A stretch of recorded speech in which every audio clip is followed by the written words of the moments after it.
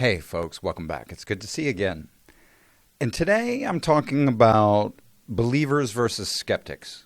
And I want to talk about some of the benefits of being a believer versus a skeptic in a practical way, in a way that will help you understand how having faith in your daily life is actually a superpower.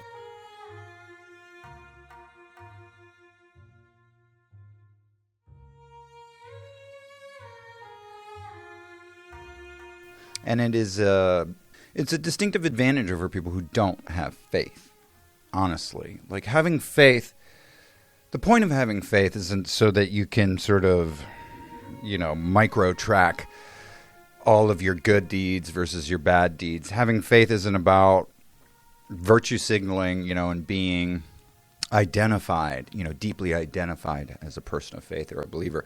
Faith is really about letting God handle it. Faith is really about turning your fear, turning your concerns, turning those everyday issues in your life over to God, rather than trying to be sort of personally responsible for handling all of it. How am I going to get this done, or how am I going to get that done, or what am I going to do about this, or what am I going to do about that? And sometimes when we don't have the answer, we can just sort of grind our gears, right? We can just sort of grind away and trying to figure out like how we're going to do this. How am I going to get it all done? And if you have faith, the advantage, to the question of how am I going to get it all done is that when you have faith, you just kind of know that you will, because God's going to help you get it done. Because when you have faith, you turn over the questions that you can't personally answer yourself sort of off the top of your head. You turn it over to God. Like, I'll just let God figure it out for me. And then you wait, and you just sort of keep showing up for your life. And God will figure it out for you. And the first few times you actually do this, right? The first few times you actually do turn your will and your life over, like you see the results and you're like, whoa, it worked.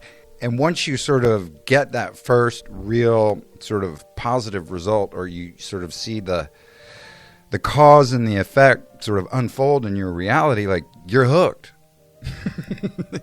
It becomes a lot easier to sort of turn it over to God after you've actually sort of done it once or twice and then seen the benefits. So, believers, when they hear the message of truth, it resonates with them. They feel it.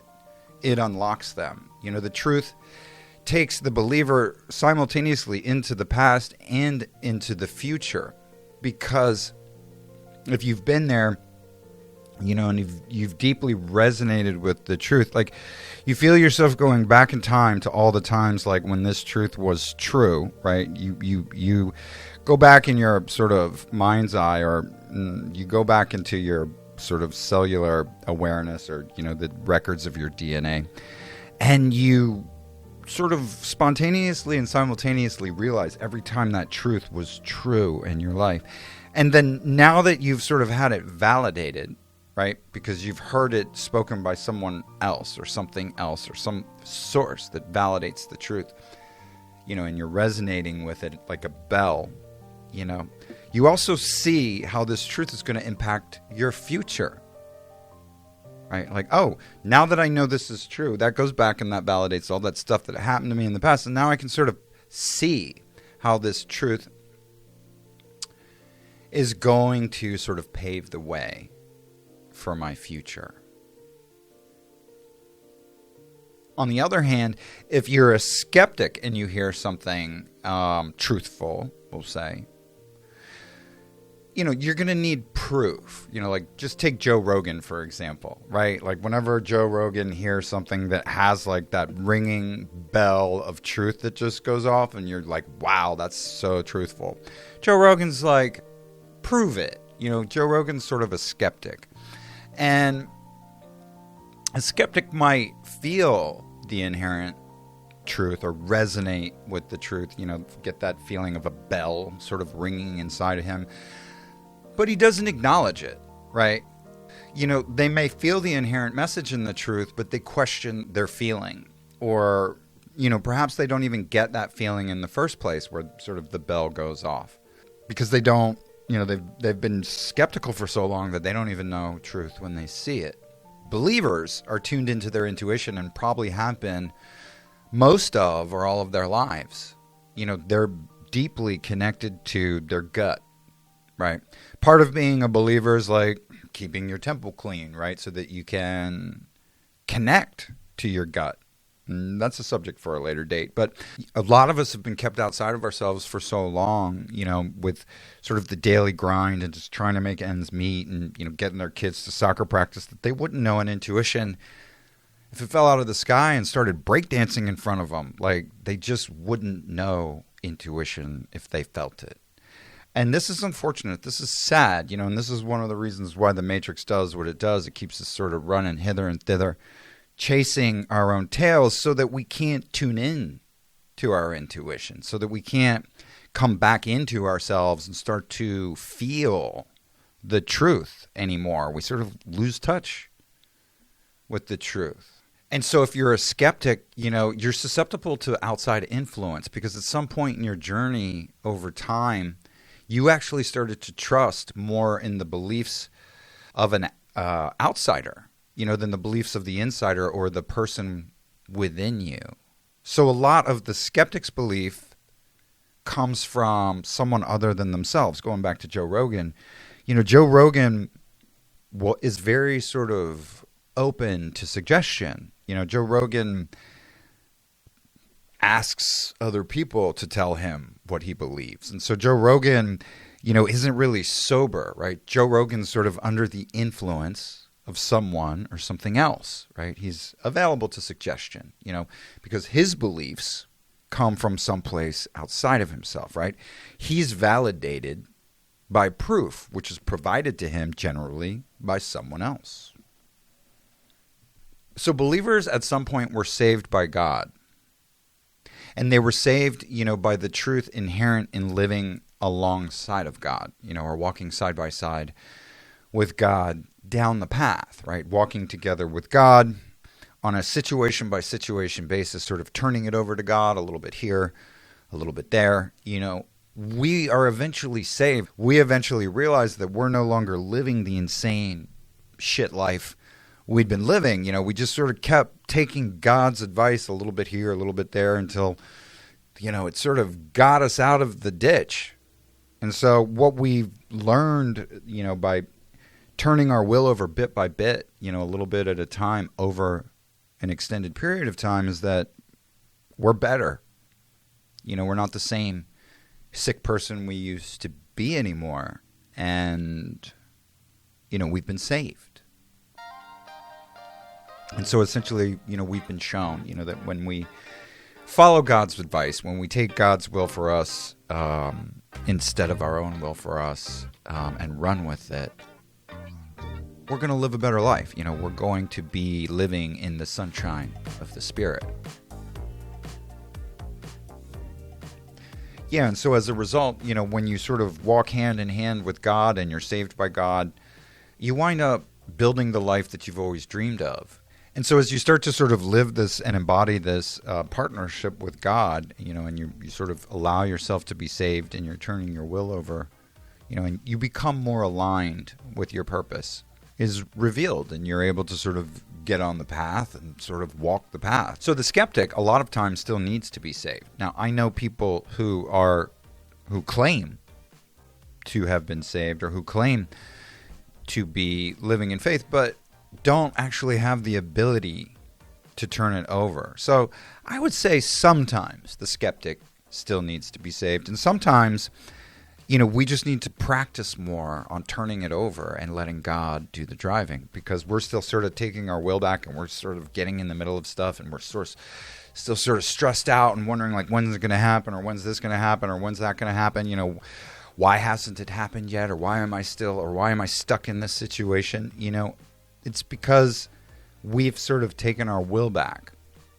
And so, the skeptic is prone to being their own worst enemy, listening to that sort of loudmouth, sort of smartass voice of the ego, rather than the still small voice within, that promotes love and kindness and forgiveness and acceptance.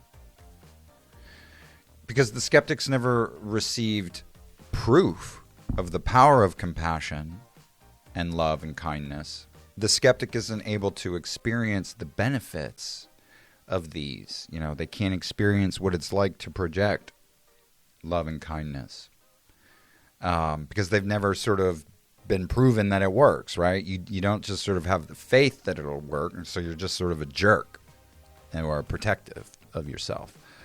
And so you lose or you miss out on the opportunity to learn what being compassionate has to teach you, what the benefits of compassion are, because you've never been convinced, you've never given it a try. That's one of the downsides of being a skeptic.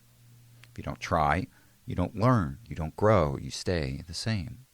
Yeah, so the skeptic sort of lives in a perpetual state of agony and discomfort, right?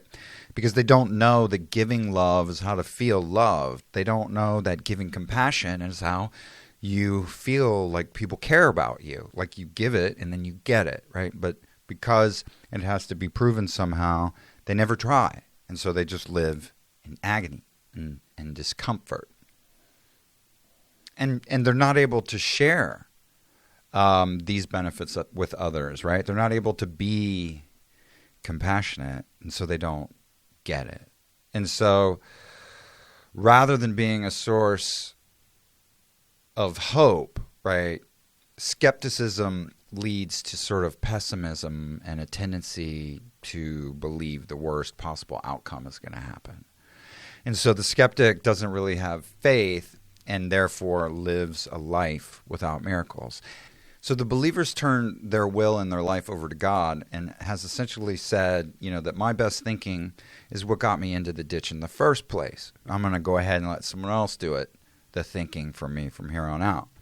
I'm going to allow God to take over in my life, and I'm going to allow God to guide me through my wants and my desires and my sort of sense of expectancy. Like, I might feel expectant, but I'm still waiting on God, right? I might feel expectant, but I'm not going to become impatient because everything happens in God's time. I'm not going to start grumbling about the fact that it hasn't happened yet because I'm thinking it's God's way, not my way. Your way, not my way. Your will, not my will be done. And when God is doing the driving in your life, your only job is to show up for life and let God handle the heavy lifting. So if you don't know the answer to a question, you turn it over to God. If you don't know how you're going to get it done, you turn it over to God, and you're going to wait on a response.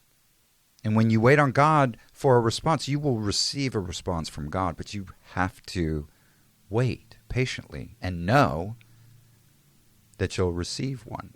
And so when you receive a response from God, it's actually going to keep you out of the ditch, right? This is actually a new way of doing something. So a lot of times when you get a response from God, it's like, no, not that. Like anything but that. And of course, anything but that means it's the first thing you should do. And when you actually try to do anything but that, you actually get a different result than all the wrong thinking results you've been receiving up until now. So when you turn your will over, you get the correct response, not just a response. You get the correct response, and so your life starts to head in a correct direction versus the direction that you'd been taking your life in all by yourself.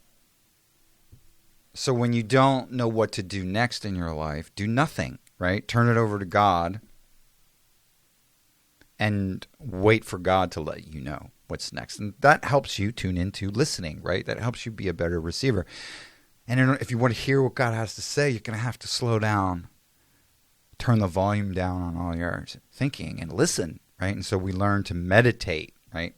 Prayer is asking the question. Meditation is waiting for the answer. So when you don't know the way out of a situation, turn it over to God, because when your life is in God's hands, all your mistakes become lessons, right? Because they're God's will for you. You don't have to carry the weight of your mistakes because you're following the blueprint of God's plan for you, which means you don't have to be burdened by blame, shame, and judgment. You don't have to blame yourself or judge yourself or shame yourself for getting things wrong, because that was God's will for you too, right? And basically only God can judge you or grade you when you're trying to do what God asks you to do. If God's your teacher, right, then God's the one who doles out the grades, and God's always giving you straight A's. So when your life is, when you've turned your will over to God, you're not burdened with blame, shame, and judgment, because only God can judge you. And because you know all of the mistakes in your life are the result of God's will for you. You know, you don't need to belabor or allow your mistakes to grind away at your soul. Just do your personal inventory, admit where you were wrong, and promptly apologize, and you're good to go, right? Just show up for your own life and keep your side of the street clean, and God will take care of the rest. You know, when you let God handle it, your life pretty much starts running a lot more smoothly than when you were trying to handle all the details. Yeah, so the skeptic has faith only in himself and is probably an atheist or an agnostic or something like that.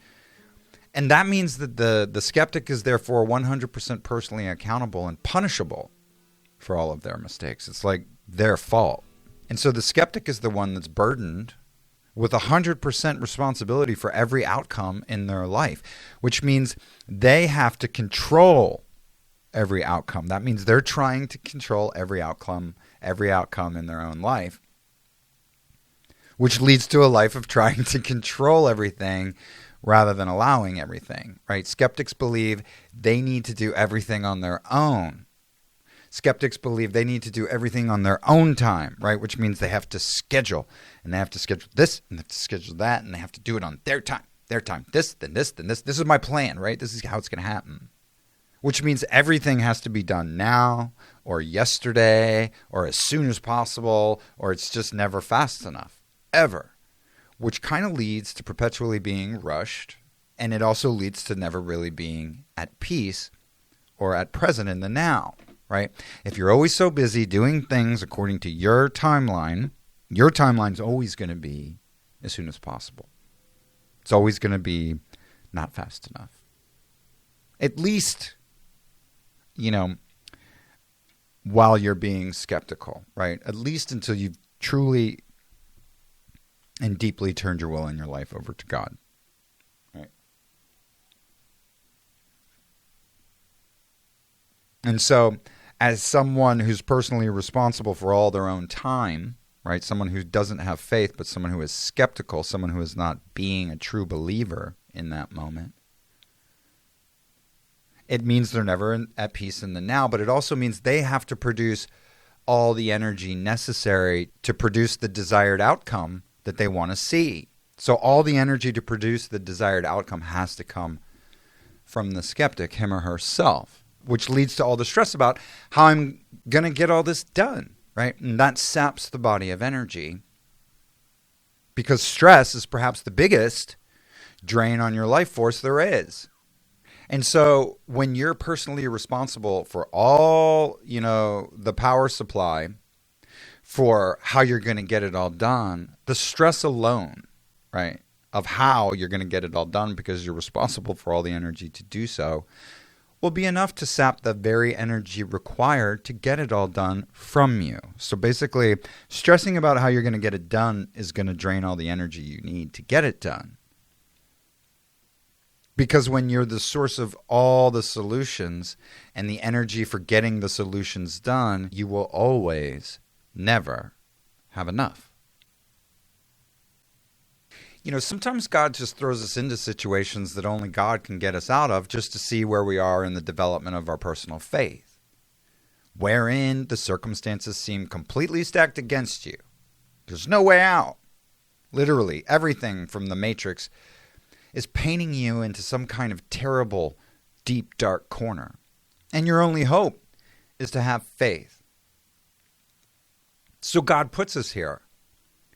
And if we can turn it over to God in every moment of every day, or at least try, right? Like if I'm starting to stress out or freak out, or I'm panicking or sweating or turning red-faced, turn it over.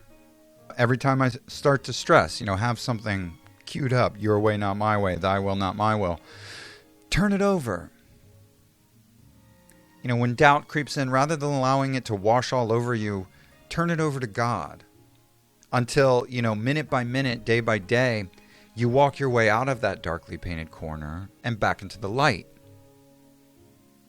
This is how God truly shows us the power of having faith and belief in Him. He will literally cut off all other escape routes and give you only one option to save yourself. His way or the highway.